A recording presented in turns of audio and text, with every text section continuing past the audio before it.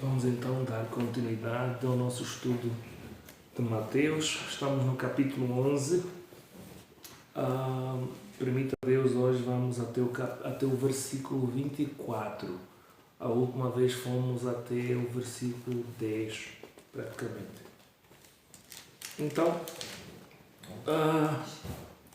nesse capítulo, o nosso Senhor Jesus começa a falar sobretudo de João Batista, né? Como já falamos a vez passada.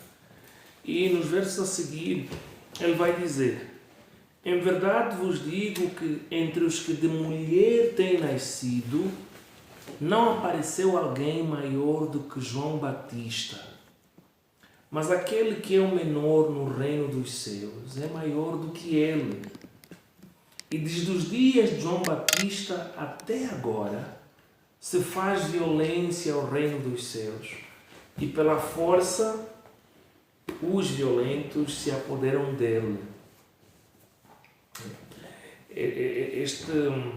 Estes versos aqui são, pelo menos o verso 12, é um verso difícil de interpretação. Né?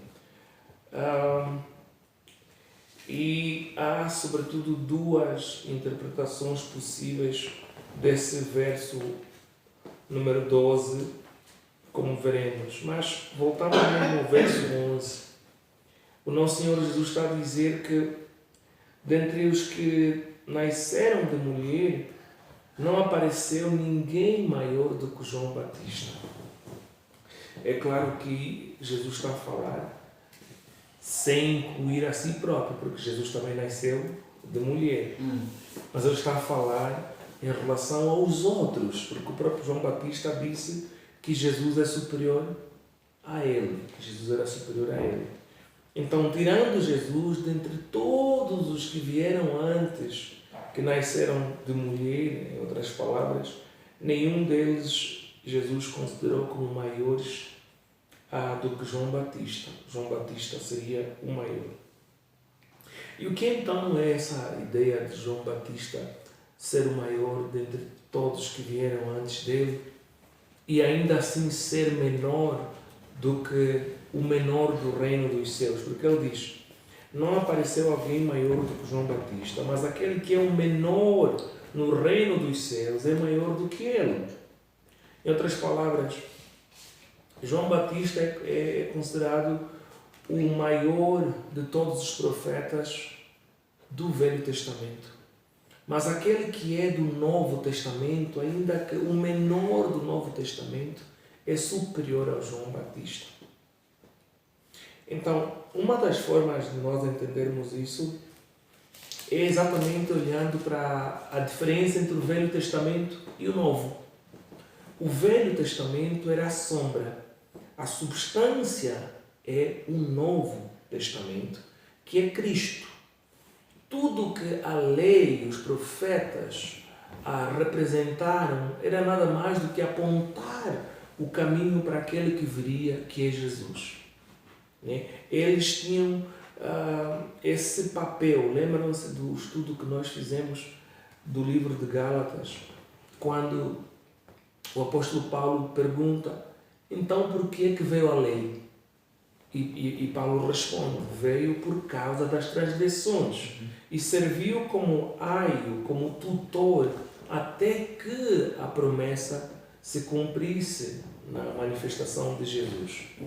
Então, aqueles que foram do Velho Testamento, aqueles que foram do sistema do tutor, são inferiores ao objetivo, né? É aquela coisa, apontar uma coisa, ser imagem de uma coisa, é diferente de ser a realidade daquela coisa. A tua fotografia não fala como você, não tem vida como você, mas é uma imagem de você. Então podemos ter essa ideia mais ou menos em relação à diferença do Velho Testamento e do Novo. E João Batista vai ser apresentado então como o melhor ou como o maior, que é da imagem, que é do Velho Testamento. Não vamos esquecer que João Batista é profetizado no livro de Malaquias como aquele que veio para preparar o caminho do Senhor, o caminho de Jesus. Ele veio preparar o caminho. Jesus é quem vem manifestar a realidade deste caminho. Logo, se o Velho Testamento é inferior ao Novo, aquele que é do Novo é superior àquele que é do Velho. Ok?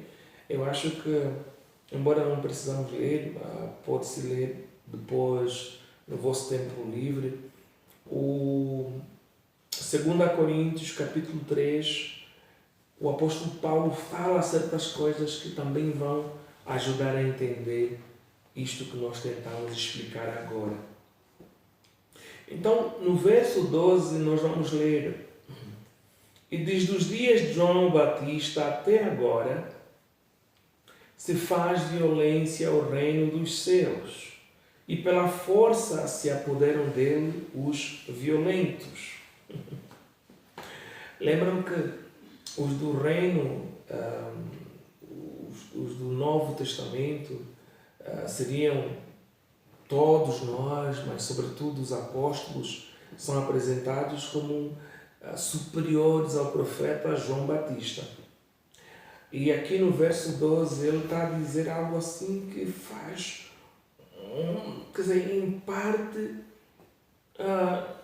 fica como se uma fala difícil de se entender exatamente o que é que Jesus queria falar. Essa versão que nós estamos a usar é a versão Almeida Corrigida Fiel. Esta versão vai dizer: e desde os dias de João Batista até agora se faz violência ao reino dos céus, e pela força se apoderam dele os violentos. A ideia aqui, a tradução que Mateus, que a Almeida Corrigida Fiel vai nos apresentar, é aquela que dá a ideia de que o reino de Deus, ou o reino dos céus, é que sofria a violência. Não é que o reino fazia a violência. Né? Essa é uma das formas que o contexto gramatical da palavra, dessa frase no grego, oferece.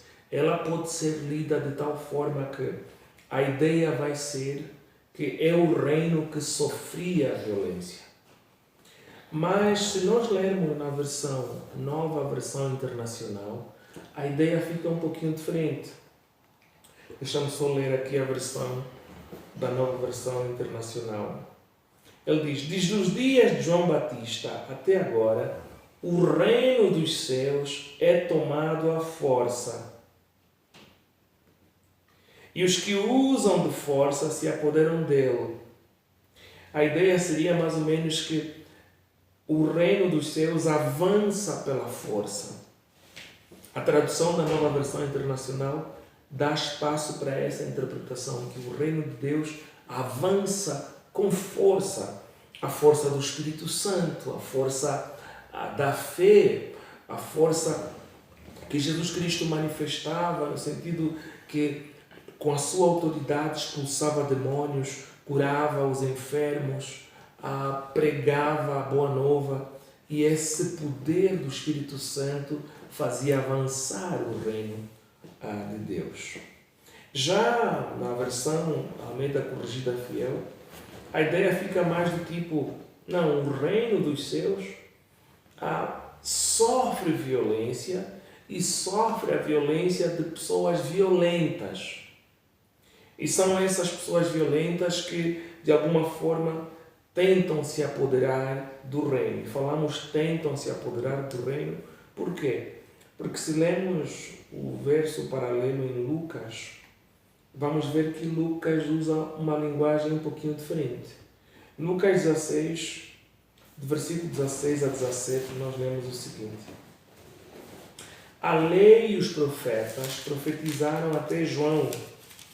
Desse tempo em diante, estão sendo pregadas as boas novas do reino de Deus, e todos tentam forçar sua entrada nele.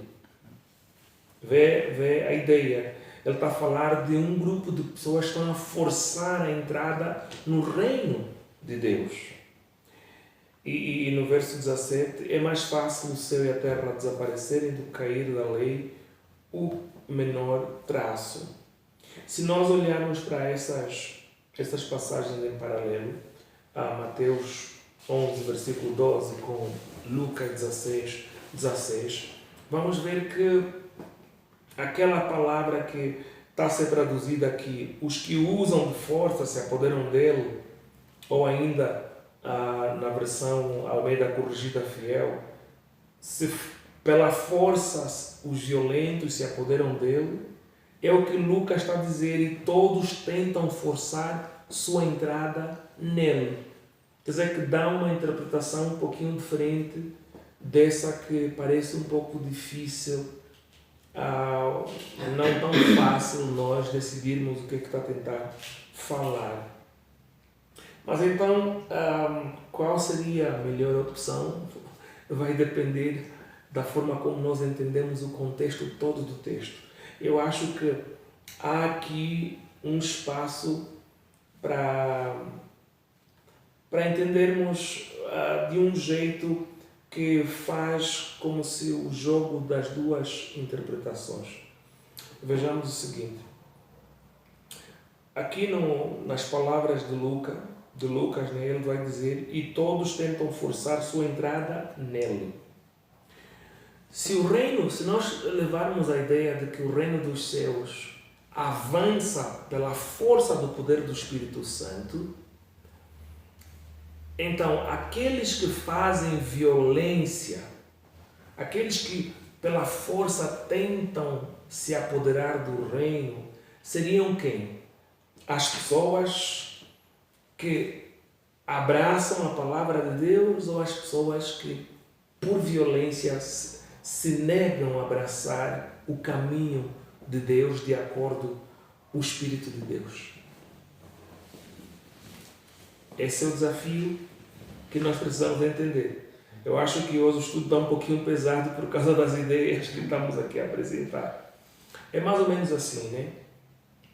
Se nós estamos a entender o reino de Deus como aquele que avança pela força do Espírito Santo, então aqueles que estão a tentar se apoderar do reino, que estão a tentar forçar a entrada deles no reino, essas pessoas seriam quem? As pessoas que estão a obedecer os mandamentos de Jesus, que estão a abraçar a Jesus pela fé, ou seriam as pessoas que estão a resistir a Jesus e ainda assim se achar como justos e santos? Essa é uma pergunta que nós precisamos ter na nossa tentativa de interpretar as palavras do nosso Senhor Jesus. Vejam, por exemplo, em Atos 14, versículo 21 a 22, nós vamos ler assim: e tendo anunciado o Evangelho naquela cidade e feito muitos discípulos, voltaram para Listra, Icônio e Antioquia. Vamos a falar de Paulo e Barnabé. No verso 22 nós vamos ler: confirmando os ânimos dos discípulos, exortando-os a permanecer na fé, pois que por muitas tribulações nos importa entrar no reino de Deus. Em outras palavras, Paulo e Barnabé estavam a exortar as igrejas a dizer assim: é com muito esforço, é com muita pressão que nós vamos entrar no reino de Deus. Isso que eu acabei de falar choca muita gente, porque quando se fala do reino de Deus, as pessoas dizem assim: não há como esforçar a tua entrada no reino dos céus, porque basta crer. Mas esse crer implica o quê? Quais são as coisas que por vezes pela fé a pessoa tem que passar? O nosso Senhor Jesus vai dizer: se alguém quer ser meu discípulo, pegue na sua cruz e siga-me. E a cruz significa o quê? Passar, possivelmente, pela morte. Não valorizares a tua vida acima do reino dos céus. Então, passa essa ideia de que há um desafio muito grande no querer entrar no reino dos céus. Em outra parte, o Senhor Jesus vai dizer assim: se alguém quer ser meu discípulo e ama mais a sua própria vida, os seus pais, a sua mãe, os seus negócios, não é digno de mim. Ele depois vai dizer assim: ninguém vai construir uma casa sem primeiro fazer cálculo se tem mesmo capacidade para construir. Porque o que é que poderá acontecer? No meio da construção ele pode acabar por não ter mais condição para construir e acabar por ser envergonhado.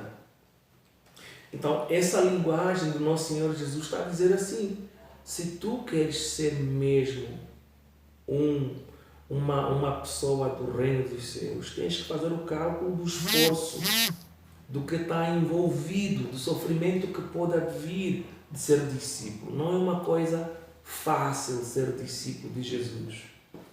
Essa ideia que se tem passado de que ser cristão de verdade basta você fazer uma oração e dizer eu creio em Jesus, não é o evangelho que Jesus ensinou. João Batista, que só estava a apontar para isso, perdeu a própria cabeça. Então nós temos que ver. Então essa é uma forma de tentarmos ver essa ideia de os que usam de força se apoderam dele, que Lucas está a traduzir, e todos tentam forçar sua entrada nele, né? Então, isso que nós acabamos de ler em Atos 14 é uma forma de ver esse forçar. Será que isso aqui é o forçar que Jesus está falando ou não? Um outro versículo que também passa essa ideia de forçar seria 1 Pedro 4, 15 a 17. Nós lemos: se algum de vocês sofre, que não seja como assassino, ladrão, criminoso ou como quem se intromete em negócios alheios. Contudo, se sofre como cristão, não se envergonhe, mas glorifique a Deus por meio desse nome. Pois, ele vai dizer, chegou a hora de começar o julgamento pela casa de Deus. E se começa primeiro conosco, qual será o fim daqueles que não obedecem ao Evangelho de Deus? Verso 18. E se ao justo é difícil ser salvo, o que será do ímpio e pecador? Veja a pergunta que ele fez. No verso 18. E se ao justo é difícil ser salvo, que será do ímpio e pecador? É algo que nós precisamos pensar.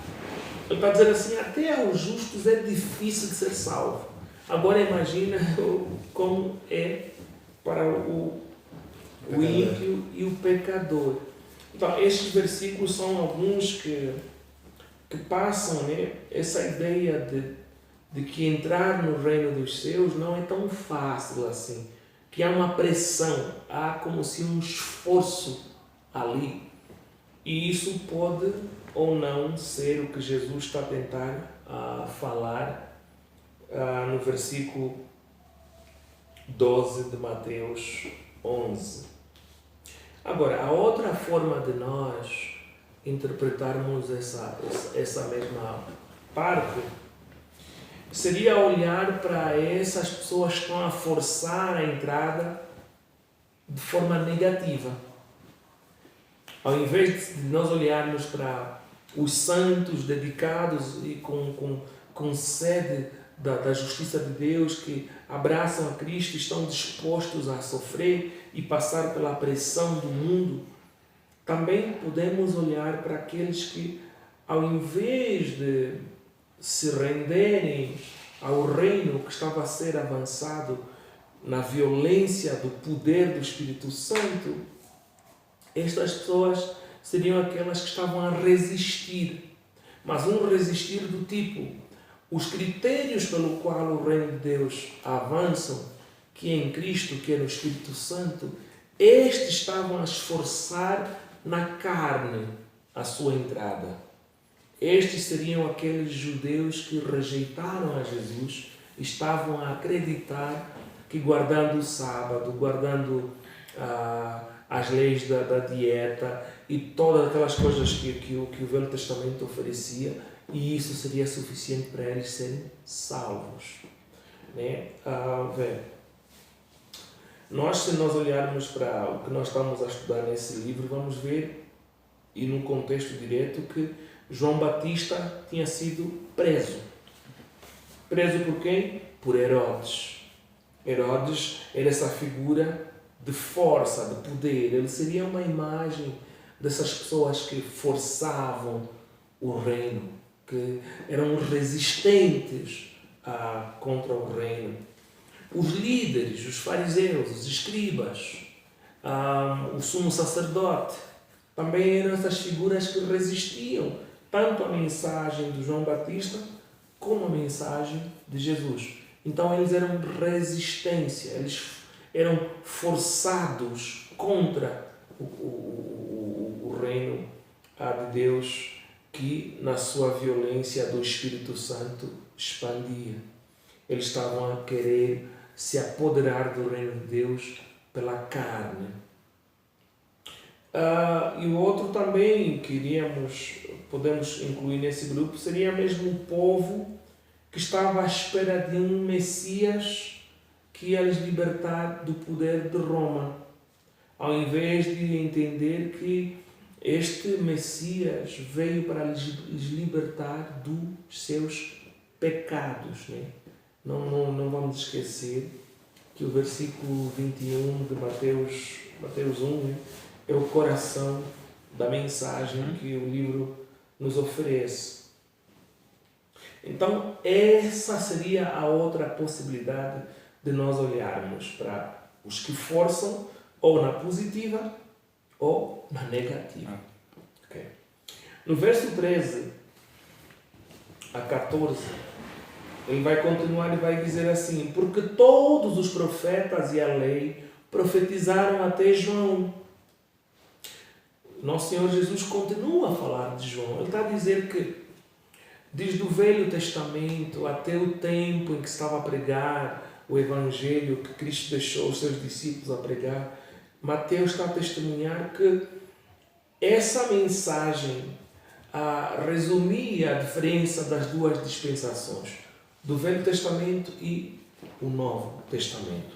João Batista era esse o último profeta do Velho Testamento, né? O final do Velho Testamento, abrir a porta para o Novo. Então o Senhor Jesus vai falar, porque todos os profetas e a lei profetizaram até João. Quer dizer que o Velho Testamento vai até João. No verso 14, ele diz: e se quereis dar crédito, é este o Elias que havia de vir. Nós já falamos disso no estudo passado. Vocês não estavam aqui, não sei se já assistiram o vídeo, mas falamos sobre isso, sobre essa profecia do Velho Testamento em Malaquias, que apontava para este profeta que viria no poder de Elias. E existem hoje vários falsos profetas por aí que têm se passado de Elias. William Branham tem sido apontado como se ele quisesse tal Elias. Kaku Philippe é apontado como se ele fosse o tal Elias. O David Ward, acho que é do Quênia, também é alguém que se gaba de ser o Elias que haveria de vir. Tudo, naturalmente, mentira, tudo engano, tudo distorção da palavra de Deus. O nosso Senhor Jesus está a dizer: e se quereis dar crédito, é este o Elias que havia de vir. Em outras palavras, se estás disposto, se estás preparado, entenda, Jesus a falar aos discípulos, que este é o Elias que o livro de Malaquias profetizou. Então não é de nenhuma forma Kaku Philippe, não é William Branham, não é David Ward, não é esse grupo que tem aparecido ali. São todos eles, na verdade, impostores. Então, no verso 15 a 19, ele vai dizer: Quem tem ouvidos para ouvir, ouça. E nosso Senhor Jesus, ao falar, quem tem ouvidos para ouvir, ouça, é uma forma de dizer, os sábios que entendam. O que eu estou a falar é para os sábios, para aqueles que estão atentos às coisas de Deus. Estes é que têm ouvidos para ouvir. E no verso 16 ele vai dizer, mas a quem assemelharei a esta geração? Uma pergunta muito interessante. E eu acho que aqui para baixo vai, se nós usarmos as palavras do verso 16 ao 19, vamos escolher a interpretação que vai de encontro com a ideia de que os que forçam a sua entrada no reino seriam os maus e não os bons. Porque aqui Jesus vai falar deste grupo que tem uma posição negativa. E está mesmo nesse contexto e pode ou não ser a chave da interpretação das palavras do verso 12, né? Vejam o que ele vai dizer. Mas a quem assemelharei esta geração? A geração do tempo em que Jesus estava na terra, estava a pregar. Não é a nossa geração, é a geração que ele estava a conversar. Isto, entretanto, não tira a possibilidade da nossa geração ter semelhanças com aquela geração. Há coisas que aquela geração tinha que talvez nós também temos. Sim. Então temos que entender bem. Ele diz, a quem assemelharei a esta geração? É semelhante aos meninos que se assentam nas praças e clamam aos seus companheiros e dizem, tocamo-vos flauta e não dançastes, cantamo-vos lamentações e não chorastes. Porquanto veio João, ele continua a falar de João, não comendo nem bebendo, e dizem, tem demônio. Veio o Filho do Homem comendo e bebendo, e dizem, eis aí um homem comilão e beberrão, amigo dos publicanos e pecadores. Ele diz, mas a sabedoria é justificada por seus filhos. E o que é que Jesus quer falar com isso? Ele está a dizer assim, a esta geração eu vou os assemelhar a um grupo de pessoas que não pode ser satisfeito com nada. João Batista veio pela lei, com uma postura conservadora, totalmente separado de qualquer coisa que se pode chamar de mundano, e vocês o rejeitaram. Eu, Jesus, vim mais aberto, não tão separado como João Batista, bebo o vinho, como com publicanos, como com pecadores, e vocês, de igual modo, me rejeitam. Vocês chamaram João Batista de alguém endemoniado e também me chamaram de endemoniado. Ora, os caminhos de João Batista são um pouquinho diferentes dos meus. Vocês nem ele querem, que é mais conservador, nem eu quero, que sou um pouquinho mais liberal. O que é que vocês querem, afinal? Né? É muito interessante vermos aqui estas palavras. Ele está a dizer assim, porquanto veio João não comendo nem bebendo, e dizem tem demônio. Veio o Filho do Homem, Jesus, comendo e bebendo, e dizem, eis aí um homem comilão e beberrão, amigo dos publicanos e pecadores. E esta caracterização do nosso, que o povo estava a fazer de Jesus é nada mais do que um bom resumo de como esta geração estava a resistir o reino de Deus. Não se estão a entender. João Batista disse, aproxima-se o reino de Deus. Sim. Jesus disse, é chegado o reino de Deus. O povo rejeitou João Batista e rejeitou Jesus. Então eles eram uma resistência ao reino de Deus.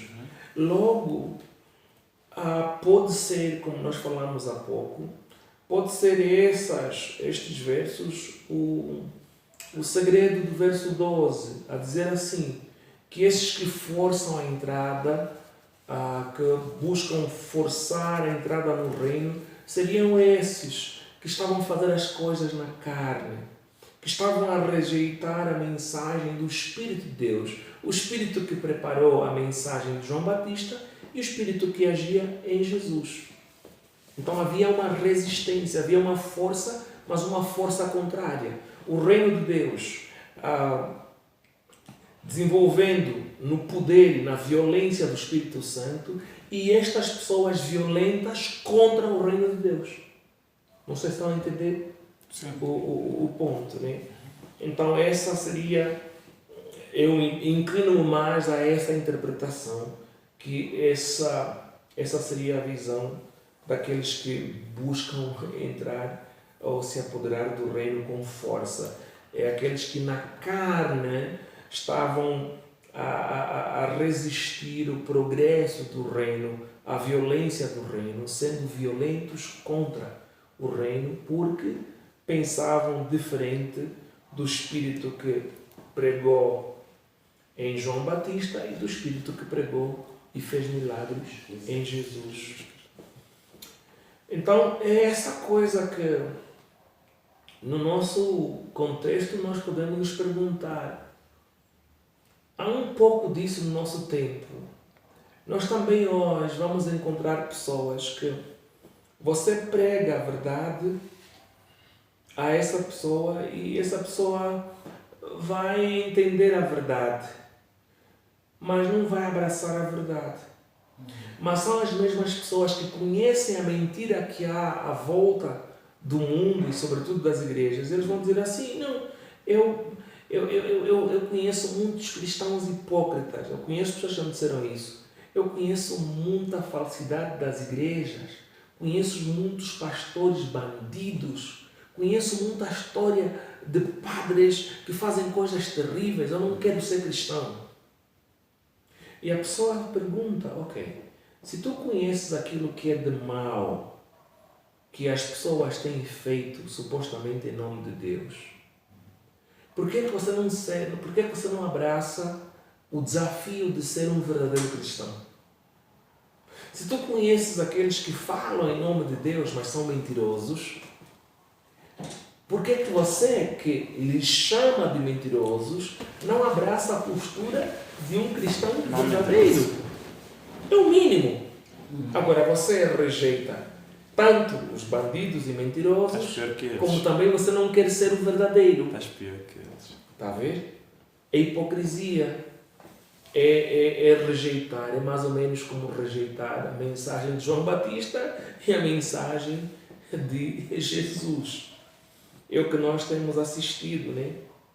Muita gente tem tido essa postura. Em Lucas 5, de 27 a 32, nós vamos ler. Depois disso, Jesus saiu e viu um publicano chamado Levi, sentado na coletoria e disse-lhe, siga-me. Levi levantou-se, deixou tudo e o seguiu.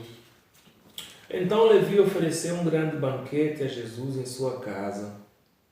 Havia muita gente comendo com eles, publicanos e outras pessoas.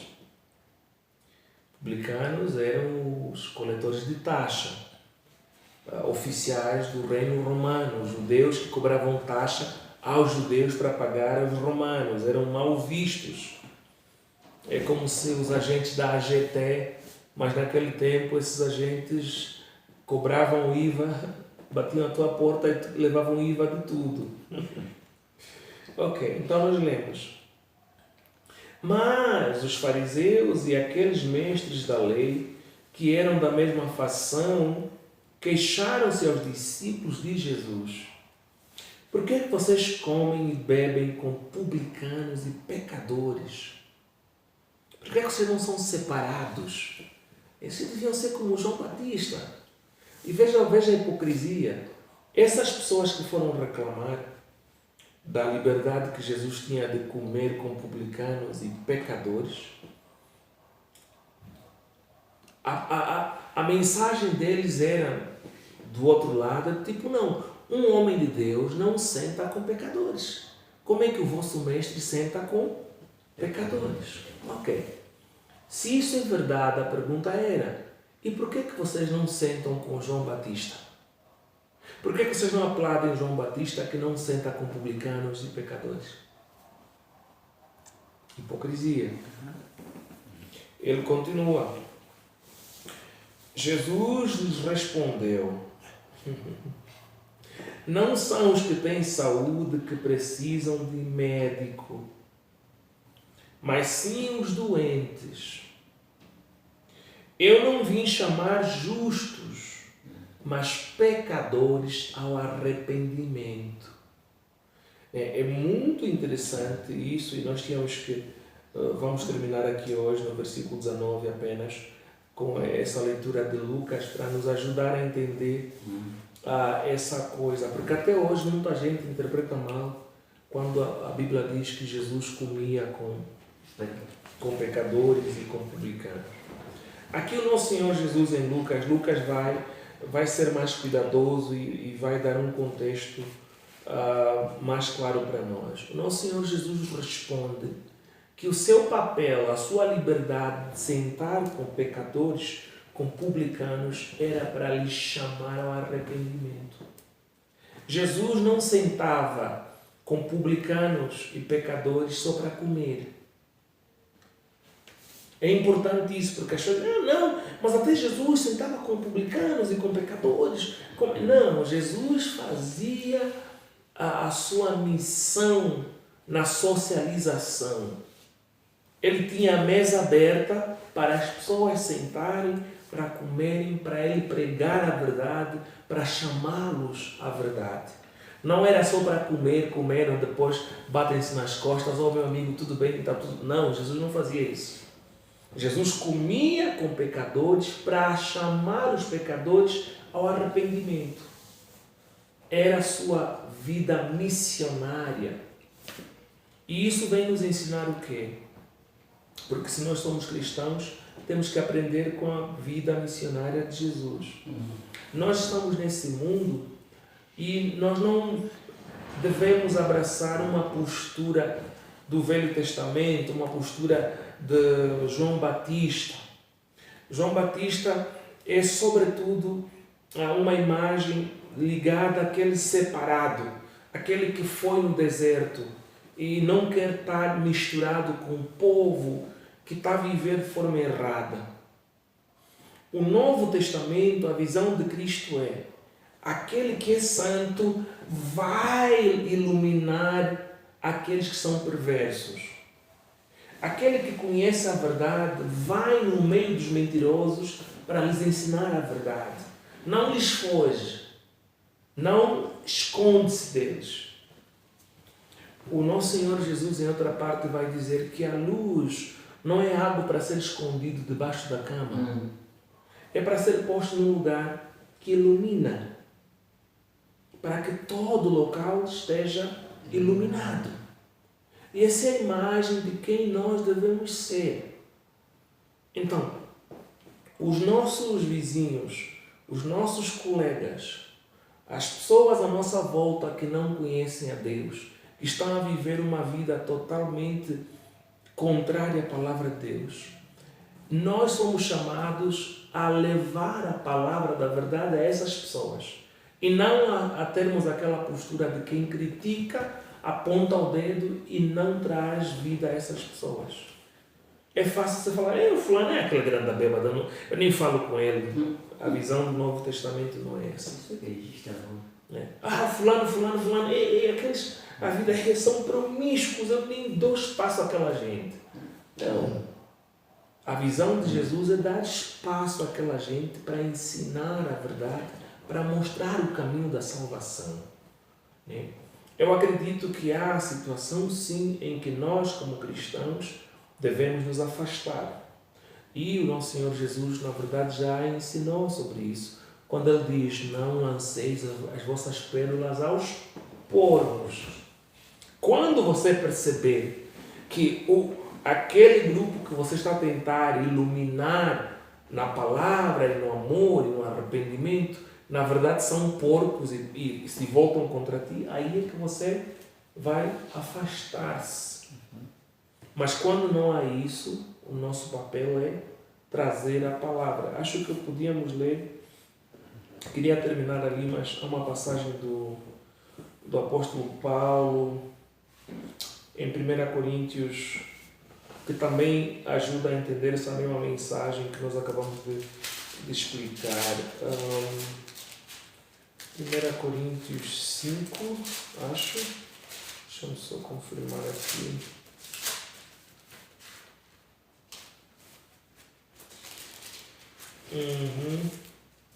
Pois,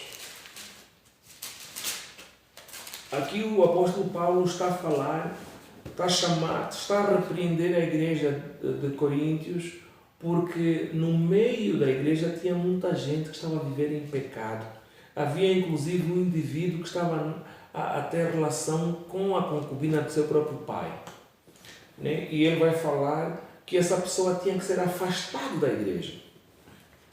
Ele no verso 7 de 1 Coríntios 5 diz: livrem-se do fermento velho, para que sejam massa nova e sem fermento, como realmente são, pois Cristo, nosso Cordeiro Pascal, foi sacrificado.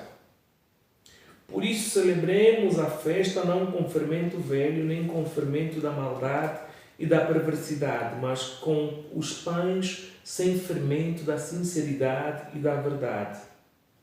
Já lhes disse por carta que vocês não devem associar-se com pessoas imorais. Vejam. Com isso não me refiro aos imorais deste mundo, nem aos avarentos, aos ladrões ou aos idólatras. Se assim fosse, vocês precisariam sair deste mundo. Quer dizer que eu não vos disse para se afastar dos mundanos. Entendam-me bem.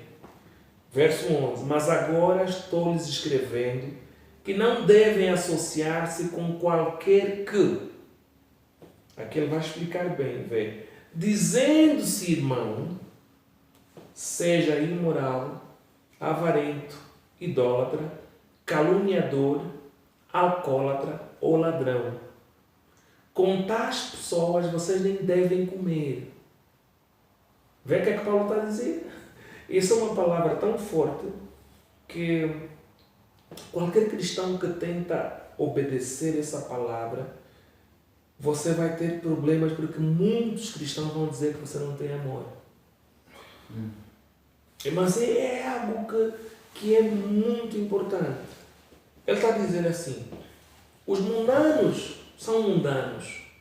Vocês não precisam se afastar deles, porque se fosse assim o caso, vocês teriam que sair do mundo. Mas aquelas pessoas que se dizem cristãos, que cometem esse tipo de coisas, não tenham ligação com esse tipo de pessoas. Okay. Aqueles que se dizem cristãos, que são mentirosos, são bêbados, são essas coisas que ela acabou de descrever. Esse é o tipo de pessoa que você, como cristão, não deve se associar. Ouvir a palavra de Deus e comete isso. Exatamente. Porque é muito fácil nós vermos isso. Nosso Senhor Jesus disse que eu vim chamar, quem precisa de médico são os doentes. Sim. Eu vim chamar os pecadores ao arrependimento. Vocês, como se acham santos, não tenho nada que vos chamar. Vocês estão saudáveis, sim, não precisam de médico. Aquele que se diz cristão não vai ouvir a tua mensagem de arrependimento, porque ele sabe que Cristo não aceita aquilo, mas ele vive naquilo. O que é que você tem de novo a lhe apresentar? Nada. Agora, aquele que é mundano e vive no pecado, que não conhece a Cristo, essa é a pessoa que Deus espera que você lhe apresente a Cristo. né? Então é algo muito importante nós entendermos. Muito importante nós entendermos isso. Pôr isso em prática não é fácil, porque vivemos num país onde se diz que 80% dos angolanos são cristãos, mas na nossa prática do dia a dia sabemos que o mais provavelmente é menos do que 10%. Muito menos do que 10%. Então, a maioria dos que se dizem cristãos talvez estão no padrão que Paulo está a dizer para não se associar com eles. Então, e se você abraça essa postura, serão aqueles que dizem cristãos que vão dizer assim: o fulano é achado, fulano é cozido, fulano se acha um super santo, se acha isso e aquilo. Então é um desafio muito forte, que Deus nos ajude. Deus nos ajude mesmo. Então para hoje nós paramos aqui. Só fomos até o versículo 19 de Mateus 11. Então, a ideia era ir até o versículo 24, mas não é possível. Ficamos só aqui no versículo 19 para hoje. Amém. Amém. Essa mensagem é forte. Ei. Desafia com